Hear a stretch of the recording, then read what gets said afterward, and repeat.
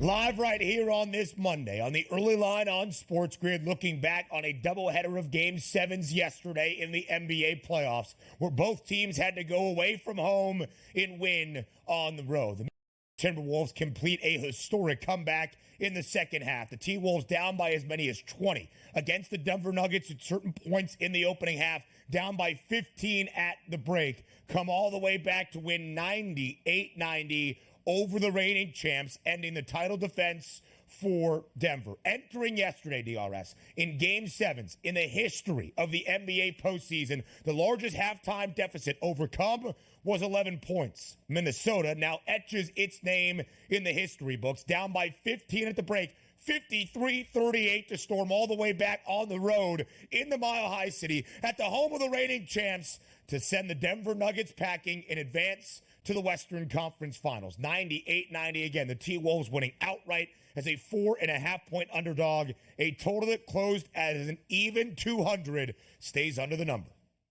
They were doing whatever they wanted. We're talking about the Denver Nuggets in the first half. You talk about bully ball. Jokic just absolutely playing bowling pins down on the low block, easily banging through Rudy Gobert. But you also take a look at the final numbers here. 34, 19, and 7. That's the number that Nikola Jokic had to end this game, and they lost that game. And you also look at Jamal Murray's 35 points. It's incredible because it looked like, in watching the first half, it's like, this is what's supposed to happen here. This is a championship team on their home court for game number 7, just playing good basketball at 15. Then you take a look at that third quarter, 28-14. You saw that lead start to go away, but you're still like, you know what? Championship pedigree is going to be okay here. We're going to follow through. They scored 14 points in the third quarter, 23 in the third quarter, ended up losing by 8 points here. And the incredible part about this is when you have home court advantage. We've talked about this. Yeah. Look, it's tough to play in Boston. Why? Because Boston's a good basketball team. It might be tough to play in Madison Square Garden because of the electric environment. But you also have an electric environment at Ball Arena in Denver, but also you play at elevation. It's the one true home court advantage that really nobody has in the NBA outside of Utah and also Denver, because you're supposed to be ready for that. You're supposed to get winded as the road team. You're not supposed to beat the reigning champions in their own building in a game number 7, particularly when you're down 15. I could have seen it here if you said, wow, what a first half by the Timberwolves, Ben. Throw up 15 points at the break. They got a shot at this, but they were down 15 at the break. It's like, this is a wrap. Yeah. Denver's moving on. Let's see if they can handle the Dallas Mavericks at this point. I loved what I saw of the Timberwolves, and I shouldn't be surprised by this, but I am. Why? No. Take a look at the box score here.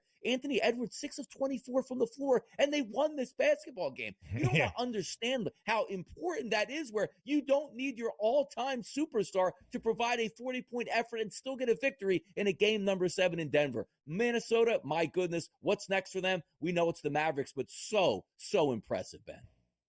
Ant ever the character after the game, looking at his own box score when he arrived at the post-game presser and said, man, I'm trash. 6 of 24, 2 of 10 from deep, but did hit a huge corner 3 late in the fourth quarter and let the Denver crowd know all about it. Karl Anthony Towns, 23 points, 12 boards. And DRS, Anthony Edwards was made fun of for a statement that he said during the All-Star break in Indianapolis when asked to compare to the Phoenix Suns, who at the time were the favorites to win the Western Conference. And he said, sure, they got KD, but we got Jaden McDaniels. And maybe he wasn't joking, because Jaden McDaniels ties Karl Anthony Towns for a team-high 23 points. The story of this series, Donnie, pretty easy to follow for one of the best defensive teams in the NBA all year long. All 4 wins for Minnesota.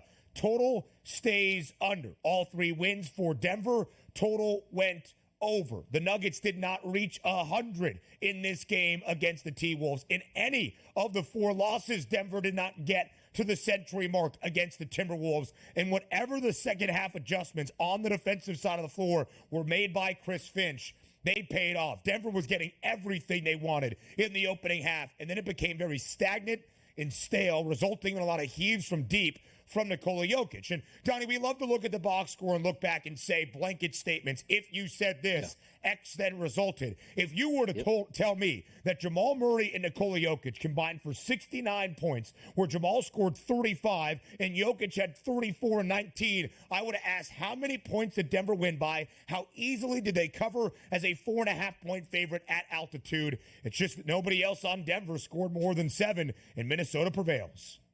That's incredible. And also, Aaron Gordon, 4 straight games of doing absolutely nothing. We've talked about this, and usually it's the road teams that struggle with this. We know what we're going to get, Ben, out of our superstar players. We have an expectation for that. Now, Jokic expectations are ridiculous, and he did prove 34, 19, and 7. Jamal Murray, 35 points. That's what you're supposed to get. But also, when both of your big guns are having great games, you should be wide open all over the court. You see Aaron Gordon, 2 of 5 from the floor. He only shot 5 times. Michael Porter Jr., 3 of 12 from the field, which included 1 of 6 from three-point range. Take a look at KCP, only chipping in with 5 points. You can't have that. There's a reason why you lose basketball games, because your secondary players do have to step up. And we didn't need 15, 20, or 25 out of Michael Porter Jr. How about 10 points? How about 10 points out of Aaron Gordon? That's not hard to ask for. They weren't able to do it. Only 5 points scored off of the bench. It's incredible, because this game should have played out with those box scores where Minnesota was leading the entire way. But the fact that they're down 20 points in the second half on the road and rose up to victory without their best player in a dominating performance, that really bodes well, because the one thing we don't talk about enough in the NBA is when you play great defense, you always have a chance. In Minnesota last night,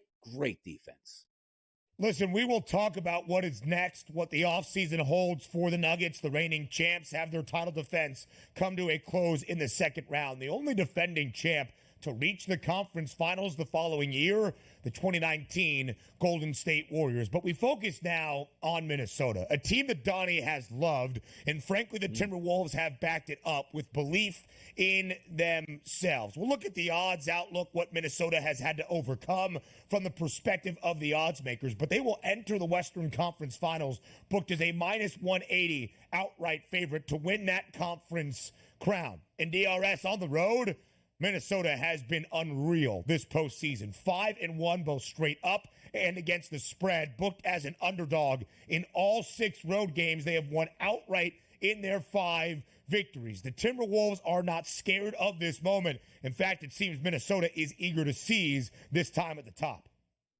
Absolutely, and I'm here for it. And you got a good matchup coming up next round, and they can get to the NBA Finals. How incredible would that be? They have the team. They have the defense, the superstar talent, and now the coaching to get it done. Wonderful performance. They're moving on. Can't wait to see the Western Conference Finals.